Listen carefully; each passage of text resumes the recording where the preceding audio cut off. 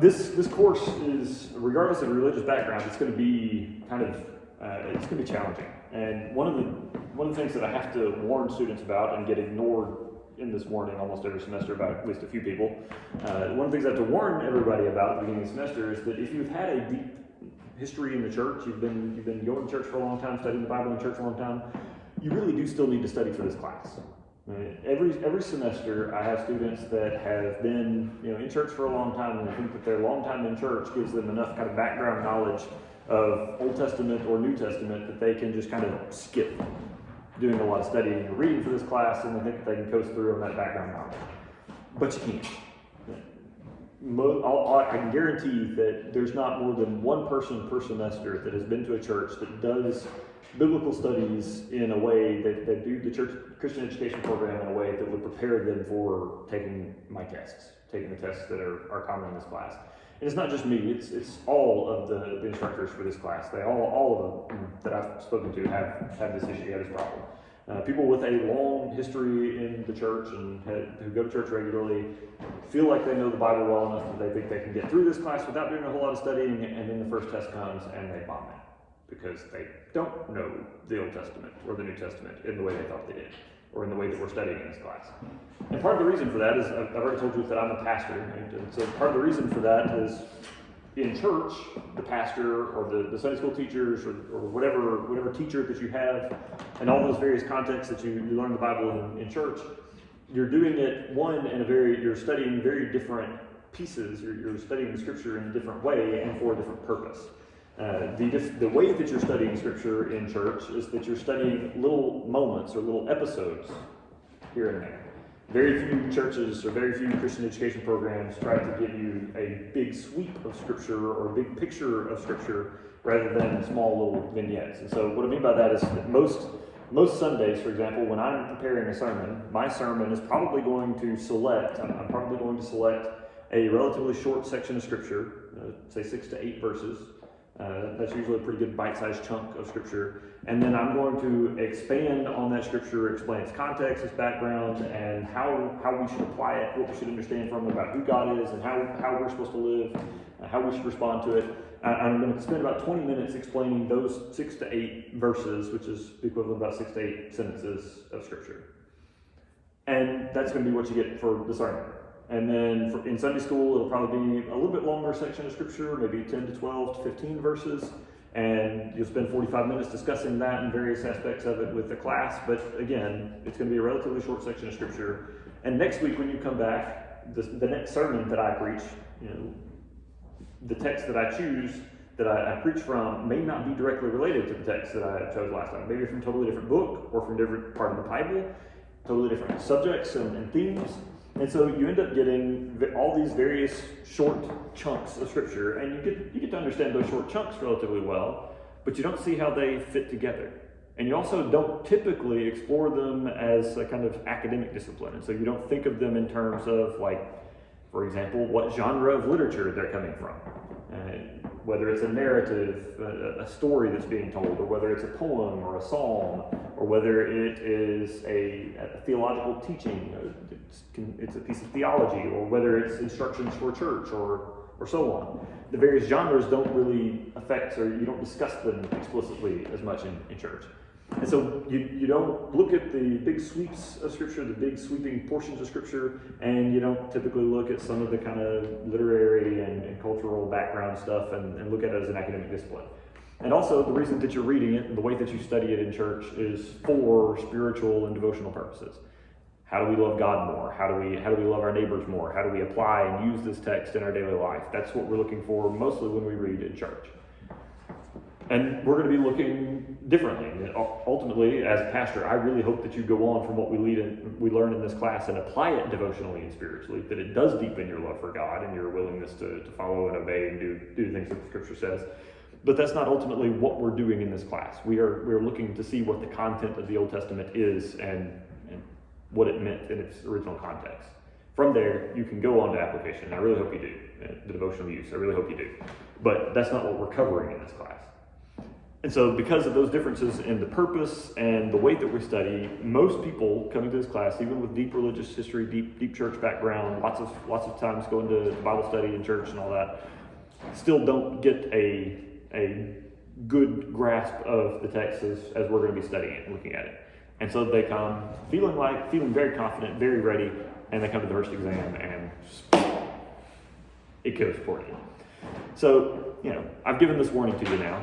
I've told you.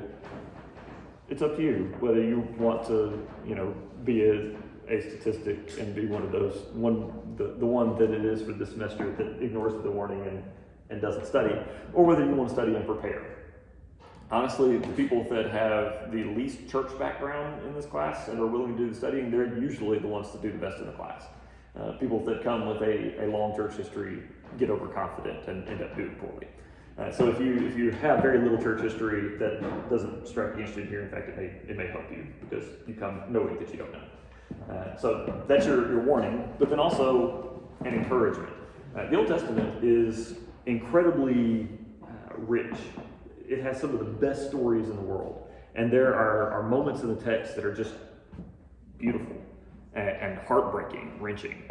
There's a particular scene that I'm thinking of in the life of David, where his son has led a rebellion against him. He's the king of the nation, and his son has led a rebellion against him. And he's been driven out of the city. He's been driven away from his home, from his palace, and had to flee and gather an army as he fled. And then the army turns and resists his son that has rebelled against him. And David finds out that his son has died in the battle. And the heart-wrenching reaction of David to the death of his son. So, oh, Absalom, my son, I wish that it were me and not you. Oh, my son, my son. He tears his clothes and falls down and weeps. And then his advisor comes in and says, you have to stop mourning your son. Your men are going to be disheartened, and they're going to be ashamed of having fought for you if you don't get up and stop mourning your son. And David has to clean his face and get up and stop crying over his dead son so that his men won't have their morale broken. And just that whole scene is just heart-wrenching. Imagining a father dealing with the death of his son but not able to express it, not able to show his mourning publicly because of the way it will affect his soldiers and his men, that he has to be king before he can be father. And that's just kind of one moment, this scene that is just heart-wrenching. And so there's other scenes that are beautiful. And some of the language is gorgeous, and the images that are painted are incredible. So there's a lot that is beautiful and noteworthy and good, just entertaining reading in the Old Testament. And there's a whole lot in the Old Testament that is the basis of a lot of our cultural practices, things that we value and hold dear as Americans without even recognizing that that's why we do it, that are part of Western civilization without us realizing that that's where they come from. The Old Testament is in a lot of ways, kind of a bedrock for a lot of our culture and practices, even though most people don't recognize that that's ultimately where this stuff comes from.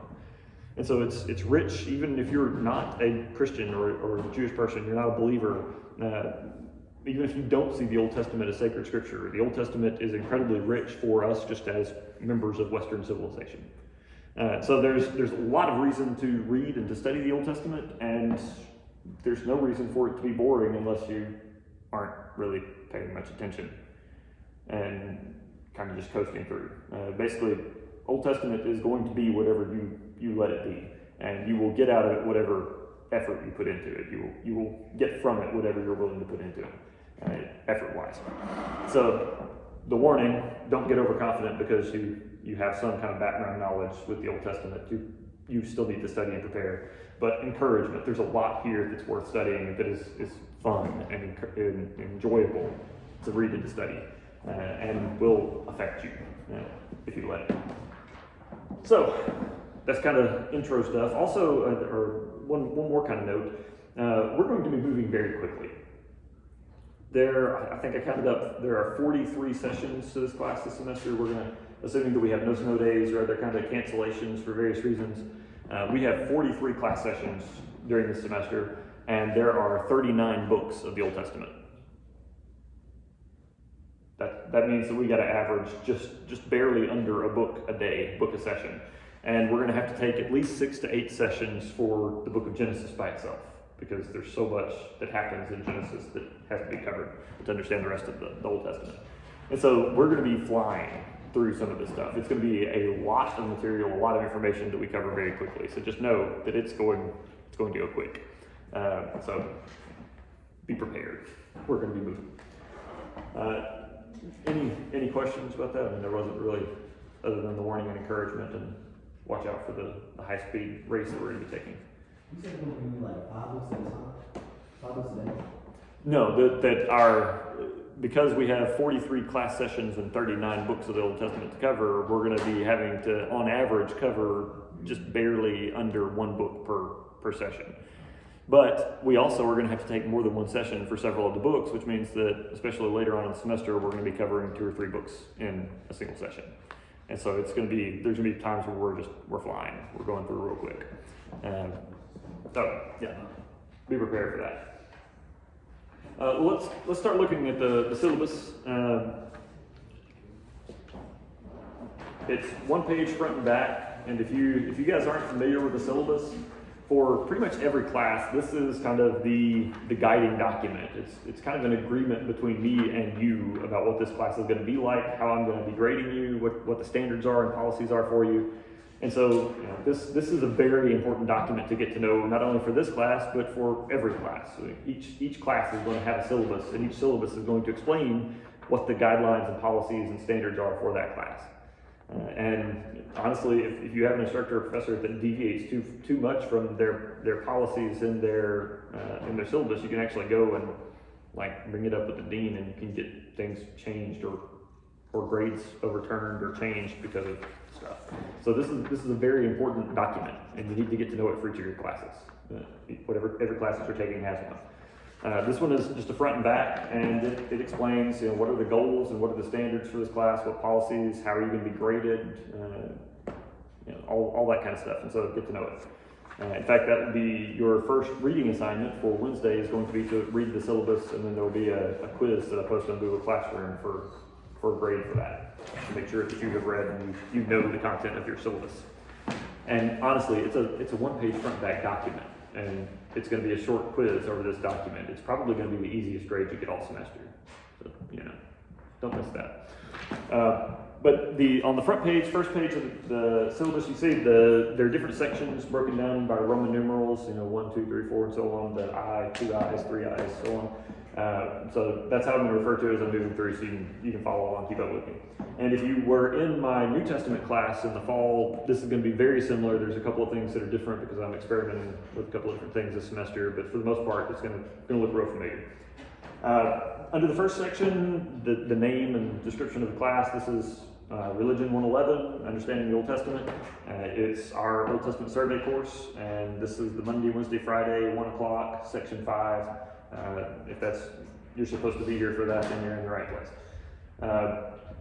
I teach 2 sections of this class. I teach the one immediately before this as well, so 12 o'clock in here. And so I have listed under that section, that first item is the Google Classroom code for both of my classes. And so if you haven't gotten an invitation already, or if you were, there's Jonathan Davis. There are apparently 15 Jonathan Davises that have email addresses at Bethel, and so I couldn't figure out which one was you. And so you'll need to go to Google Classroom and put in the code, because I couldn't figure out which email address to invite. And so if you didn't get an invitation, it's probably something like that. And just go in and put in the code for the 1 p.m. section of this class for Google Classroom, and it should pull up this class. And for this class, that's MAYBJ2K. You put in that code into Google Classroom, and it will get you this course.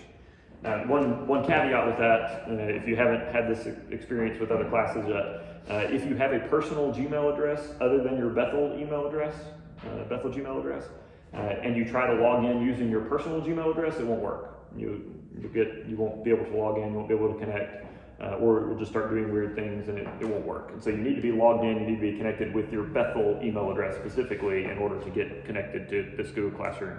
And you need to every time you sign into it all semester, you need to be connected with your Bethel email address. Every once in a while, I'll get a weird request for admission or for access to a document or to something because somebody has not used the right username or that they haven't used the right email address to connect, or because somebody has left their stuff logged in on the Bethel or the computers in the library, and that I get all kinds of weird requests from that too. But you have to be logged in from your Bethel email address specifically to be able to get access to the Google Classroom site. Just for to head off 20 questions to IT later. So that's the first chunk. The second is me, under number 2, determined instructor. This is the spring 2022 semester, obviously, and section for this. As I said earlier, I'm Reverend Corey Cummings, pastor of Davidson Chapel. Extra information, thing that you need to know about me is that because I'm an adjunct instructor, that means I'm not a full-time professor at Bethel. I just teach the classes that I've been contracted to teach, which in this case is two sections of Old Testament. And because I only teach those 2 classes, I don't get an office. I don't have an office on campus. And so there's nowhere on campus that you can just kind of show up and expect me to be there, right? In fact, I'm only teaching these 2 classes on Monday, Wednesday, and Friday, and my house is like 40 minutes away. And so I don't come to campus except for on the days that I teach. And I'm only here for the hours that I'm teaching and for a little while before and after. And so that's just when I'm going to be on campus. I'm going to get to campus about 11:45 or shortly after for my 12 o'clock class, and I will teach through this class to 1:50, and then I'll be on campus for 10 to 15 minutes after that, and then I go home. Now, if you need to meet with me, I don't have no problem being on campus early or staying late, or even under some circumstances, depending on childcare, because I got 2 young kids. I don't mind coming on another day to meet with you. But I don't have an office on campus, and I don't live in this town, and so you have to schedule with me ahead of time to meet with me. I don't mind doing that, but you're going to need to schedule with me to make sure that I can be here and that I know where to meet with you, because I don't have an office and I live out of town. So there, in that section under number 2, you have a couple different ways to reach me. We have the Bethel email address, cummingc@bethelu.edu. Don't confuse that with cummingsk@bethelu.edu. That's my wife, and she teaches for the PA program in Paris. And I've been getting emails from her students all week because they got confused and started sending things to cummingc instead of cummingsk. So I am cummingc, she is cummingsk. If you look and you type in an email address and it doesn't pop up with a picture with a beard, that's not me. That's her. Hopefully you can tell the difference. So make sure you're sending me the email. Then also my cell phone number is there. That is my cell phone number, so you can text me there, or if you need to talk to me, you can call me. And using any of those methods and through Google Classroom, you can post either private or public messages. If you do a public one, then all students in the class will see it. If you do a private one, then only I will see it. Google Classroom, text message, phone call, email, any of those methods is fine to talk to me, to ask questions, or to schedule to meet with me in person if there's a reason that you want to meet with me directly in person. And again, I don't mind meeting with you in person. We just have to schedule it ahead of time because I don't have an office on campus. Any questions about how to contact me or, me being an adjunct instructor? All right. The next kind of big significant section is section 5, the texts or textbook. This is it. This is your only required textbook for this class. It's a Life Application Study Bible, and this is the most recent edition. I think it's the 2019 edition. This is the one that if you're buying one, I would recommend you get this one, because that means that all the page numbers are going to line up. What I assign you for page numbers will be what you get. If you use an older edition, then especially as we go on later in the semester and get further back into the book, the page numbers are going to start being different because extra things have been added and taken out in the most recent edition. The information is not going to be wildly different in the most recent edition than, say, the immediate previous one. I think it's 2013 was the edition before this one. So it's not going to be wildly different information. And so if you have a previous edition of the Life Application Study Bible in the New International Version, use it, that's fine. You don't have to buy another one. It's just recognize that there are going to be some differences in page numbers and things as we go during the semester. And it may get a little confusing, especially when the page numbers start being wildly different than, up to 10, 15, 20 pages may be different towards the end of the semester than what's going to be listed in your reading assignments. I do also put in a description of what you're going to be reading, and so you should be able to find it from the description. It's not just that I give you page numbers. So, for example, this coming Friday, the reading assignment is going to be to read the Introduction to Genesis, the Study Bible's Introduction to Genesis, a particular paragraph called Beginnings in the study material in the first chapter of Genesis, and then to read the first 2 chapters of Genesis itself, the actual biblical text. And so, in your reading assignment, I have page numbers listed, pages 2 through 4, I think it is, for the Intro to Genesis. But then it says also Intro to Genesis. And so if you are using an older edition, you'll have to just figure out what page number from the description instead of looking at page numbers. And then after the required text, there's some recommended texts. The first one is Encountering the Old Testament. That's a kind of commonly used textbook for a lot of introduction to the Old Testament classes in a lot of universities and colleges in the U.S. and elsewhere. It's not a required text, it's just kind of a good general introductory text that'll give you a lot of the information that we'll be covering in this class in a kind of approachable, readable, chapter by chapter format. So it can be helpful. And then the second one is the story, which is actually a Bible, or mostly a Bible. It's basically the biblical text taken and arranged in a way, and with some kind of notes and paragraphs in between different biblical texts to connect them all as one big story from beginning to end.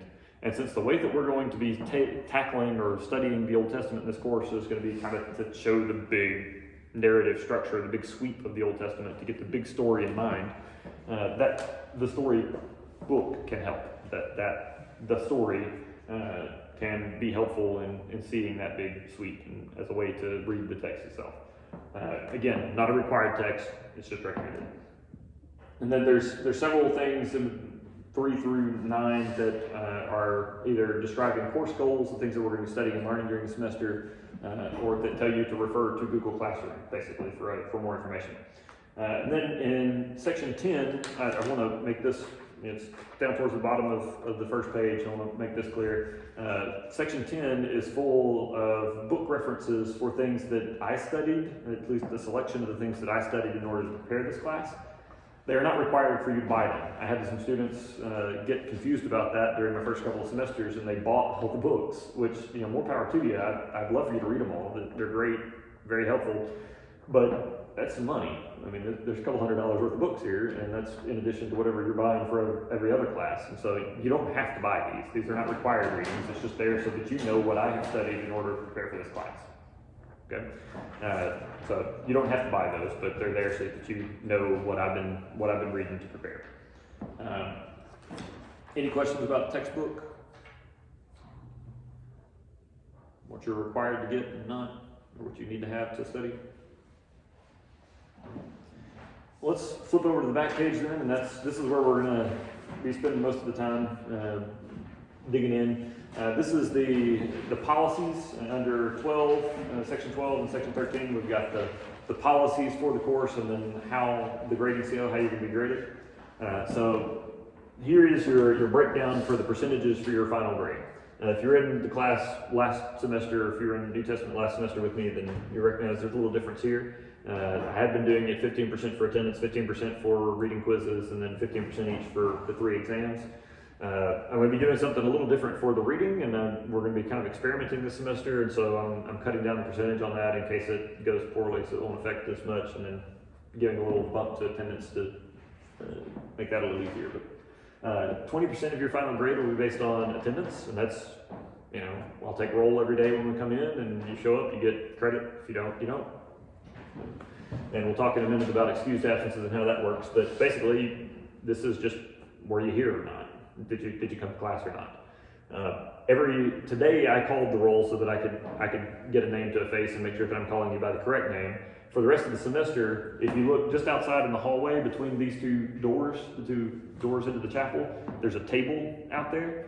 I will put a roll sheet with all the names on it out there on the table, and as you come in, you'll just sign your name next to the printed name, and that's how I'll check to make sure that you're here. That's how I'll check roll today. So make sure that you're signing the roll sheet when you come in to class every day. So you'll come in, you'll sign the roll sheet, and you'll get credit for having been here for the day.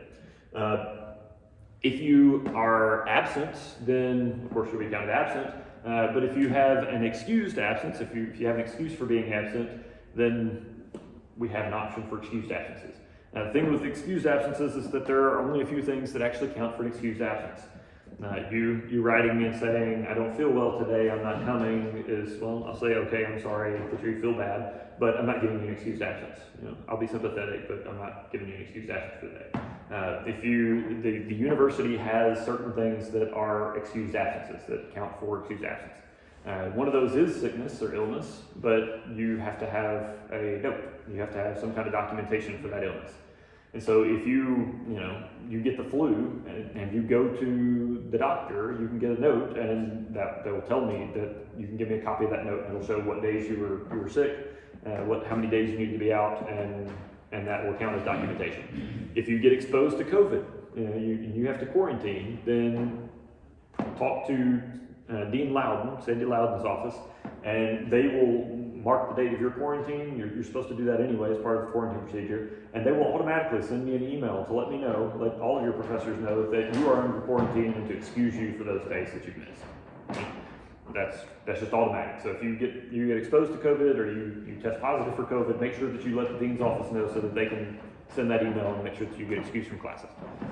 So if it's sickness or if it's quarantine, then have to have documentation either in the form of an email from the dean's office or a doctor's note from your doctor's office or from the campus health clinic if you go there. So have to have a documentation. If the second reason or second excuse that the university approves is bereavement, someone close to you dies, and so you're grieving and you go to a funeral, for example, and you're going to a funeral service.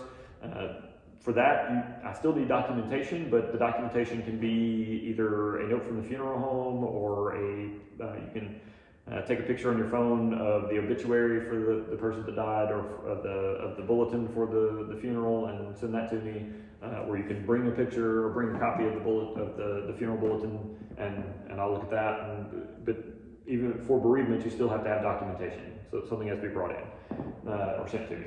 And then finally, the last is university-sponsored activities. And so athletics, for example. If you're on a sports team and your team has a game or a meet, or if you're in Renaissance and you have a show or some other university-sponsored activity that you have to be absent for,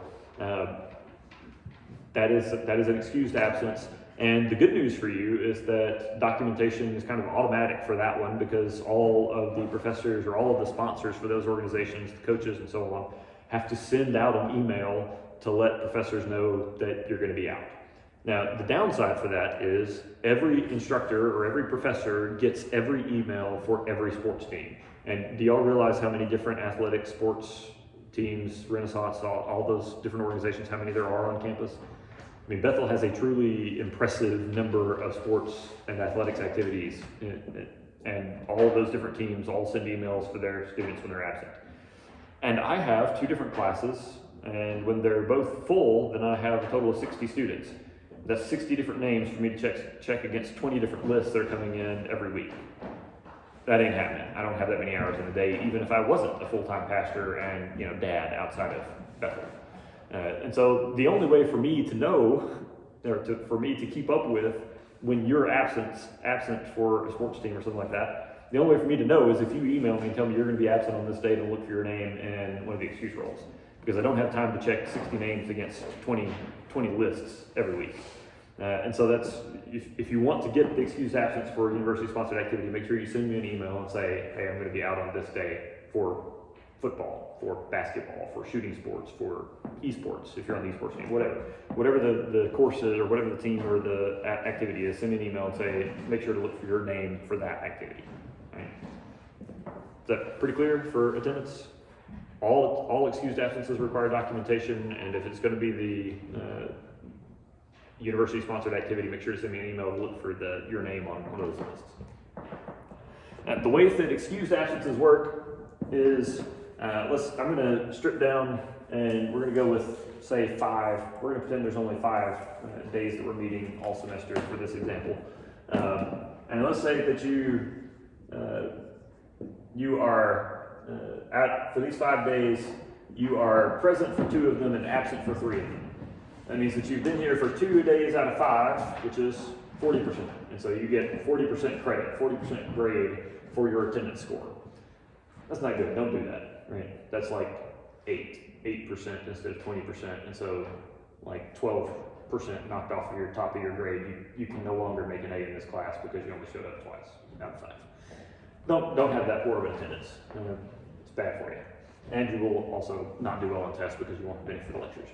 But let's say that's you're 2 out of 5 days, you get 40% for your attendance score. Let's say that 2 of those though were not just absence, they were excused absences, and so you got an excused absence for those days. Well, I can't count you present for those days because you weren't here and you didn't learn the material, and so that's not the same as being present. But it's also not fair to count you absent for those days and have those days count against you, and so I just don't count them at all. Those days don't count for you, those days don't count against you. If you have an excused absence, then it doesn't count either for you or against you. And so we just kind of pretend that those, for your sake, we just kind of pretend that those days don't exist. And so now we have 3 days, and you were present for 2 of them, and 2 out of 3 is 66%. And so if you have 2 excused absences out of 5 out of this list, then instead of getting 40%, you get a 66%, which still isn't great, but it's a lot better than 40. And so this is how excused absences will work. And this can make a really big difference in some people's grades. If you're in a very active sport and you have a lot of days that you're out, this can make a big difference in your grade. The difference between getting like an 80 or 90% on your attendance score and getting like a 50 or 60% on your attendance score. So any questions about how excused absences get counted? All right, now, one extra detail on the attendance score or attendance policy is we all got cell phones, right? We all like looking at our cell phones. If you're looking at your cell phone during class, though, you aren't really fully mentally here. You're somewhere else mentally. You're in your phone. And mental absence is not really being present. And so if I catch you spending a lot of time on your phone in class, catch you looking at your phone in class, I may count you absent for the day. You will be being physically present, but mentally absent is not really being present. It's not being present in the way that we need you to be present. And so if you're looking at your phone instead of paying attention in class, you may get counted absent for the day. And then as an extra little aside, my wife says this to her PA students, do you guys know how much it costs to pay for internet service? Like what a month of internet service costs? I pay about $60 a month, and that's kind of on the upper end, for most people anyway. I pay about $60 a month. And a semester is about 4 months long, right? And so 4 times 60 is 240. So to pay for a semester's worth of internet access is about $240. Do you know what your tuition costs? A year? Yeah, more than $60 a month, more than $240 a semester, right? If you come to class and you spend the whole time on your phone and not listening to the lecture, you're coming to class and your tuition dollars are paying for an internet connection, which is costing you about 70 times as much as an internet connection should cost. If you come to class to use the internet, you can't do math. That's stupid. Don't do that. That is really incredibly wasteful. You can get a $60 a month internet connection anywhere and be able to play on your phone. If you're coming to class, if you're going to be in the university, if you're going to have the opportunity to study at this level, don't come to class to look at your phone. That's just dumb. Right? So that's my wife's way of explaining why this is a really bad idea. Don't look at your phone in class because you're being wasteful with a whole lot of money. It's a stupid way to get an internet connection. All right, so that's the extra addendum to the attendance policy. If you are mentally absent because you're paying too much attention to your phone or inappropriately using a laptop, then you're not really here, and I'm going to count you absent when I notice it. So that's the attendance policy, the first major chunk of your grade. The second, this is reading accountability. Every day you're going to have an assigned reading, something that you're supposed to read for the day. Today there was nothing because it's the first day and you didn't know anything. On Wednesday, that's going to be the syllabus. You're going to read the syllabus that you're reading for that day. Friday, I've already told you, is the first 2 chapters of Genesis and the introduction to Genesis and an extra little paragraph that's part of that page. So that's going to be your reading assignment for Friday. All of those reading assignments are going to be posted on Google Classroom each week. I'll post what your readings for the week are. And we're going to be using a variety of different methods to test or to check your reading to keep you accountable for reading. And the reason I'm doing that is because up until now, I've been doing a pop quiz for your reading accountability for every class. And I said I've been doing a pop quiz for reading to check everybody's reading to make sure that you've been doing the reading, and that hasn't been working very well. Students are not doing well on the pop quizzes from the reading, or a lot of people are missing them, and so it's just not working well. And so we're going to do some experiments this semester to see what does work better. And so the reading portion counts for less than it usually does for my classes. And we're going to be changing up how we do reading accountability during the semester. And so we may try a few weeks of having like a reading log. Or go ahead, what's your question? By reading, are you saying read on our own or read as a class? Reading on your own. Like you'll have, for example, for this Friday, as I said, your reading assignment is going to be Genesis chapters 1 and 2, and then the introduction to Genesis and one extra paragraph. You're supposed to read that before you come to class. And then you're going to ask us questions about it? Maybe. As a class? Maybe. So how would you know? That's what I'm going to say. I'm doing reading accountability different ways. And so some weeks we may try where you keep a record of what you read and how much you read, and that will be reading accountability. Some weeks I may pop a quiz in class, and we'll see how that goes. Some weeks I may ask you to write discussion questions, create discussion questions, or potential test questions from the reading. We're going to try a lot of different stuff. And if you have ever had a teacher or a professor that did something that really helped you read or really encouraged you to read, then we'll try that. Let me know, and we might give that a shot. So we're going to be changing up in how we do that, and the instructions for how we're doing that for each day as it changes will be posted on Google Classroom, and I'll announce it in class as well. Okay. So, is there any way you can add some type of fun to this? Can we like act out specifically something?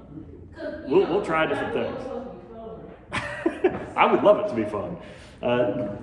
One of the problems that I have is, again, we have to cover so much this semester. I got 39 books and 43 sessions, and so I can't give a whole lot of class time to things like acting out the scenes or having long discussions about them. That's how I'd much rather approach it, but so much material, so little time. So we're going to try different stuff, and we can try some of that stuff too. But the goal is to check and hold you accountable for the reading you're supposed to do before you get to class. And so that's going to be the goal. That everything that's into this, that's what that's going to be for. So check your reading before you get to class, what you did before you came here, because you reading before you get here is going to be kind of key to you understanding me going through the text and the basic story very quickly. If you're not familiar with it before you get here, then you're probably going to be very confused. And then we have 3 regular exams during the semester. It's just 3 exams spaced out. Each one is going to be worth 15% for a total of 45% of your final grade. And so this is the biggest chunk of your grade, these 3 exams. They'll be spaced out through the semester. I think the first one is going to be during, like on Monday of week 5, is where we're going to schedule now. And these exams are going to cover everything that came before them since the last exam. So the first exam is going to cover everything for the first 4 weeks, I think. And then the second exam will cover everything from week 5 through week 8, or I think it's through week 8 through spring break. And then the third exam will cover everything from after the second exam through the time of the third exam, which will be like week 12, I think, or week 13, pretty close to the end of the semester. And so each exam will cover everything since the last exam. And the first exam will cover everything since today. And each of these exams, there'll be a variety of different kinds of questions on them. There'll be some fill in the blank or short answer questions where I just ask a question and there's a blank there for you to fill in the answer. All the answers are 1 to 3 or 4 words, so not long. You don't have to write a paragraph or an essay. And there's a clear right answer and a whole bunch of clear wrong answers. And then there'll be a lot of multiple choice, some matching. There'll be sometimes where it's a list. You have to make a list.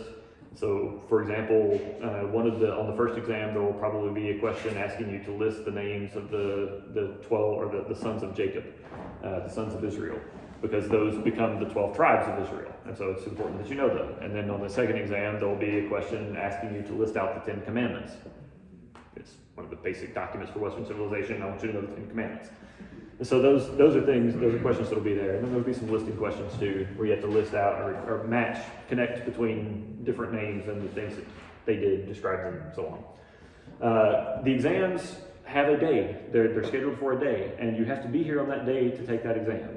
If you aren't here on that day to take the exam, it's really messy, because I can't give anybody's exams back with their grades until after everybody has taken the exam. I can't give any grades back or any exams back until everybody has taken the exam. And so if you miss the exam, there is a policy. If it's an excused absence, one of the basic excused absence policy for attendance, if it's an excused absence, then you have 1 week to make up the exam. You have to make it up within that week. And if you don't get to take the exam. You get a 0 for it. If it's an unexcused absence, you still only have 1 week to take that exam, but you also get a 25% penalty to your score. And so if you, for example, if I grade your test and you would have made a 75, instead of getting a 75, you'll get a 50. Because we really have to take the exams on the right day. It's a nightmare making them up, getting everybody scheduled to make them up, and everybody else has to wait on you to take your exam. And then finally, the final exam is a cumulative final. It's covering everything for the whole semester, and there is no making that one up. You got to be here that day. All right, we're at the end of our hour, end of our time. Are there any major questions?